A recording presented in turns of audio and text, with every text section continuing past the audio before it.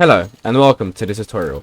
In this video I'm going to show you how you can spray control and control your recoil in Counter-Strike 2. This works with any weapon. Now every single recoil and every single spray pattern is different. For the M4, the best thing to do is just not spray straight. As you can see, it goes all around the shop. Even when you crouch. When you crouch, it's much worse. To make it on the same page, just crouch as you spray. See?